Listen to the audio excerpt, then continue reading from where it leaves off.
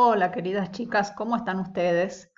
Bueno, espero que muy bien en estos tiempos de coronavirus. Estuvimos comentando que sí, que es lógico que nos dé miedo, que nos produce incertidumbre, pero tengamos esperanza. Todo va a estar bien, por ahí va a llevar un tiempo, pero vamos a salir. Y bueno, es un tiempo de aprendizaje también en el que vamos a aprender muchas cosas sobre la vida, ¿no? Y a valorar muchísimo cosas que a veces no tenemos en cuenta y no valoramos. O sea que tomémoslo como un tiempo de aprendizaje, de estar en nuestro hogar, compartir con la familia y van a ver cómo todo va a estar bien. Así que con mucha fe y esperanza. ¿Sí? Bueno, entonces, estamos en contacto en la plataforma virtual para seguir avanzando. Hicimos el primer práctico. Está muy bien en general. Yo ahora les voy a comentar algunas cositas para que tengamos en cuenta. Ya todas tienen su calificación, en realidad. Sí, hice una devolución solamente a las que lo mandaron primero, pero después se juntaron muchos prácticos y si tengo que hacerles una devolución muy detallada me va a llevar muchísimo tiempo. Entonces preferí directamente ponerles una calificación, están todas aprobadas, en general muy bien. Entonces lo que vamos a hacer ahora es un poquito compartir las respuestas como para que ustedes también puedan hacer una autocorrección, ¿sí? Y de repente completar alguna cosa que les falte o corregir alguna cosa a partir de lo que digamos ahora, ¿de acuerdo? Este es el sentido de esta clase que les estoy filmando. Bueno, vamos a seguir trabajando en Edmodo. Miren, este es el diagrama conceptual de alguna manera de nuestra primera unidad didáctica, que está dedicada a la literatura y a la literatura infantil. Ya sabemos y estuvimos diciendo que la literatura es un arte. Bueno, la literatura infantil también es un arte. Es decir, no por ser infantil deja de ser literatura. La literatura infantil tiene todas las características de la literatura y por supuesto es un arte. Y si no tiene esas características, entonces no es literatura. ¿De acuerdo? Bien, porque bueno, dentro del mercado existe mucha literatura infantil que es literatura, pero hay muchos libros infantiles dedicados a los niños que no son literatura, en los que priman, por ejemplo, los valores, pero no hay un cuidado de la lengua, no hay un uso poético de la lengua, y entonces eso no es literatura. Ya sabemos que la literatura nos provoca placer estético y ese es su propósito fundamental. ¿De acuerdo? Bueno, por supuesto, lo que trabajamos en el nivel inicial con respecto a la literatura es literatura infantil, ¿no es cierto? Bueno, está destinada a niños. Bueno, entonces nosotros ya hemos visto la literatura como un arte, que su material son las palabras, es siempre ficción. Bueno, esto lo vamos a recordar ahora cuando hablemos de el primer trabajo práctico.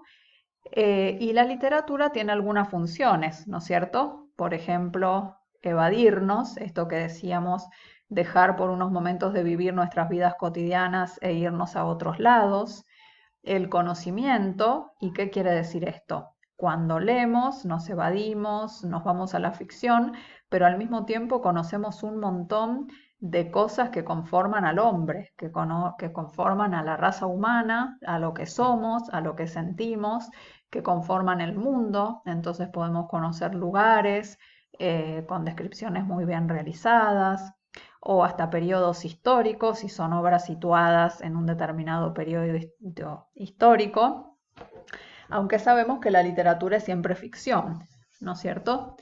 Bien, y la catarsis, ¿no es cierto?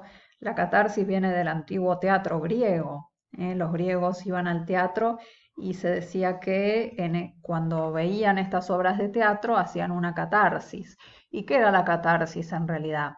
Era como ver reflejadas cosas que les podían pasar si no actuaban bien, ¿no? Entonces estos grandes héroes, estos personajes que veían en escena, y entonces si no actuaban bien, les pasaban cosas, ¿no? Y esto producía temor y conmiseración, dice Aristóteles, en los espectadores, ¿no? Entonces es como que al ver eso representado se lo sacaban afuera de alguna manera, ¿no? Bueno, eso es la catarsis, también una de las funciones de la literatura. Bueno, y el otro gran tema dentro de nuestra primera unidad es la literatura infantil. Entonces, el segundo trabajo práctico que vamos a hacer es sobre el concepto de literatura infantil, conocer a grandes autores de la literatura infantil, hablar de lo que es la literatura tradicionada, sí, que va en contra un poco de la autonomía del discurso literario infantil. Vamos a hablar de algunas problemáticas de la literatura infantil, bien, acerca del libro álbum, que ya lo conocimos. Este es el segundo trabajo que vamos a hacer. Pero antes de compartirles el texto y las consignas de este segundo trabajo, nosotros en la plataforma virtual vamos a trabajar acerca de la figura del mediador literario. Todos ustedes como señoritas van a ser, o si ya están trabajando lo son, unas mediadoras fundamentales entre la literatura y los chicos, ¿no? ¿Y el mediador quién es? Es alguien que pone su corazón, que pone su cuerpo también, ¿no es cierto? Que pone todo lo que sabe, todo lo que ha leído y que es como un puente entre la literatura y los chicos, ¿no? Por eso su función de mediadoras es imprescindible y por ahí ustedes van a ser las primeras mediadoras entre la literatura y los chicos porque hay muchos chicos que no tienen libros en su casa, chicos a los que nadie les lee. Entonces vamos a reflexionar un poquito en ese rol. Y para hablar de ese rol, también está bueno recuperar nuestras historias y quiénes fueron nuestros mediadores, ¿no? Así que un poco con eso va a tener que ver la actividad que ahora les voy a proponer en la plataforma, antes, como les digo, de realizar nuestro segundo trabajo práctico. Bueno, vamos a repasar un poquito lo relacionado con el práctico. Bueno, el primer punto lo hicieron bien, muy bien, casi todas, ¿no es cierto? Si tenemos que explicar la literatura, vamos a empezar diciendo que es un arte. Sí, es un arte hecho con palabras y después pueden decir todas las demás características que ustedes dijeron, pero principalmente lo tomamos como un hecho estético, ¿sí? La literatura es un arte, puede ser oral o escrita. La literatura, por supuesto, también es un discurso, un conjunto de textos que comparten las mismas características. ¿De acuerdo? Bueno, la segunda decía qué provoca la literatura en nosotros los lectores y lo que teníamos que responder ahí es que provoca el gozo estético, el placer estético. Como todo arte, eso es lo que busca la literatura en primer lugar. Es decir, la literatura no busca educar, no busca trabajar los valores, no busca enseñar, no busca dejar un mensaje, lo que busca es generar placer estético. Que nosotros gocemos de las palabras, que gocemos de las historias, que nos salgamos de nuestras vidas cotidianas y disfrutemos. Eso, el disfrute frente al hecho estético. ¿De acuerdo? Bueno, señala los motivos, esa era la tercera, de que en la literatura sea tan importante la figura del lector. Esa la respondieron muy bien también. Es decir, el lector es el que cierra el círculo. Si el lector no existiera, entonces la literatura sería algo muerto. El lector es el que le da vida a los textos. Y, dice la teoría de la recepción, en ese darle vida, cada lector interpreta y entonces es como que recrea y es como si fuera un autor también, ¿no? Porque al interpretar le pone su impronta y es como si generara, como si creara de nuevo la obra cada vez que la lee a partir de su interpretación. Fíjense en la importante tarea que tienen ustedes como señoritas de educación primaria. Ustedes van a formar lectores, van a hacer que los chicos se formen como lectores, que aprendan a ser lectores, que disfruten de ser lectores, que quieran ser lectores durante toda su vida. Y eso es importantísimo porque los chicos que tienen la literatura, que la aprecian desde chicos, la van a querer buscar siempre y la literatura hace que la vida sea diferente. Entonces, esa formación de los lectores es fundamental. Imagínense que Borges decía que él se sentía más orgulloso de todo lo que había leído, es decir, de él como lector, que de lo que había escrito, que fue uno de los escritores más importantes de la Argentina seguro, pero del mundo, ¿no? Entonces él se sentía orgulloso de lo que había leído. Esa figura del lector es fundamental. Bueno, ¿de qué grandes temas trata la literatura? También la respondieron bien, de las grandes problemáticas que preocupan al hombre, que alegran al hombre, que siente el hombre y que siempre son muy parecidas desde los orígenes de la literatura hasta hoy en día. Es decir, el teatro griego que se escribió hace muchísimos años nos sigue reflejando como hombres y sigue reflejando nuestros mismos conflictos, dolores y preguntas, ¿sí? Y todo eso está en la literatura, los grandes tópicos, los grandes temas. Cuando hablemos de las obras literarias, más que hablar de mensajes o de enseñanzas, vamos a hablar de temas, los grandes temas que tocan, ¿no? El amor, la muerte, la felicidad, amores correspondidos, amores no correspondidos, el carpe diem, que quiere decir el vive la vida, porque el tempus fugit, es decir, el tiempo huye, y entonces, ¿qué tenemos que hacer? Aprovechar el día, vivir la vida, ¿sí? Grandes temas de la literatura, el viaje, el arte mismo, ¿de acuerdo? Todos esos que pusieron ustedes. Bueno, como bien pusieron, la función de la lengua que caracteriza la literatura es la función poética, ¿no es cierto? A través de las palabras se crea un universo de ficción. Es siempre ficción la literatura, pero es verosímil. ¿Qué quiere decir esto? Es coherente, ¿no? Entonces se establece un pacto entre el lector y el autor y uno lee literatura como algo verosímil, es decir, bueno, puede haber pasado. No voy a decir todo el tiempo, uy, pero es imposible que pase esto. No, estoy leyendo literatura, hago un pacto. Y la obra literaria es tan coherente que es verosímil, aunque sabemos que es una ficción.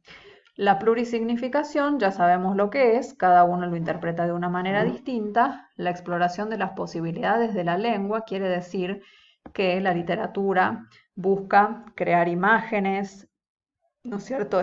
Es muy importante cómo se dicen las cosas, lo que se dice también, pero cómo se lo dice, es decir, es una función que pone énfasis en el mensaje mismo, ¿no? Y entonces busca figuras de estilo y busca palabras nuevas que no existen en el diccionario, pero además le da importancia a los significantes, es decir, no solo al significado de las palabras, ¿no? Sino también a su sonoridad, a las imágenes que transmite. Todo esto es igual de importante que lo que significan las palabras. Buscar la rima, elegir una palabra por cómo suena, por las connotaciones que tiene, ¿sí? Bueno, por supuesto, respondieron muy bien por qué Doña Clementina y a Margarita de Baile son literatura, porque son ficción, son polisémicas, se cuida muchísimo la lengua y un uso poético de la lengua. Ahora, ¿qué diferencias hay entre ellas? Fundamental, que pertenecen a dos géneros literarios diferentes. Una es narrativa y el otro es un poema. Es cierto, es un poema narrativo, es como que no es poesía lírica, que es la pura, sino que es un poema que nos está contando una historia en realidad. Pero fíjense, y acá tuvieron varios errores, porque pusieron que a Margarita de Baile es prosa. No, justamente está escrita en forma de verso. Toda la poesía está escrita en forma de verso. La prosa es la narrativa, lo propio del cuento. Bueno, esa es la diferencia fundamental y después algunas hicieron cuadros bien interesantes en donde compararon los temas. Ahora yo no sé por qué varias interpretaron que Margarita de Baile era una niña que se estaba por morir. No, en ningún momento se sugiere eso, ¿sí? Ahí, por ejemplo, algunas compañeras investigaron que está dedicado a una niña, ¿no? Era la hija del médico de Rubén Darío, Margarita, que le pidió un cuento y él le escribió esto tan hermoso, ¿sí? Bueno, algunos hablaron de los personajes, bueno, en general hicieron bien, pero tengan en cuenta eso, la prosa es lo propio de la narrativa, el verso es lo propio de la poesía, ¿de acuerdo? Bien, bueno, ahí reconocieron temas, por ejemplo, en Clementina, el tema es el poder de las palabras, ¿no es cierto? En Margarita de Baile, bueno, está lo inalcanzable, que finalmente se alcanza, el tema de desobedecer o por lo menos no decirle a su papá a dónde va, y después es lindo porque aparece la figura de Jesús, ¿no es cierto?, que le regala eso que ella fue a buscar y después es toda una fiesta y una alegría, ¿eh? Y finalmente las imágenes, que esas las compartimos entre todas para todas poder verlas, que están muy bien. La verdad que algunas pudieron reflejar muy bien y muy creativamente lo que es la literatura, ¿sí? Así que nos hemos enriquecido todas. La felicito por el trabajo. Con esto que dijimos, revisen lo suyo y nos encontramos pronto para la próxima tarea.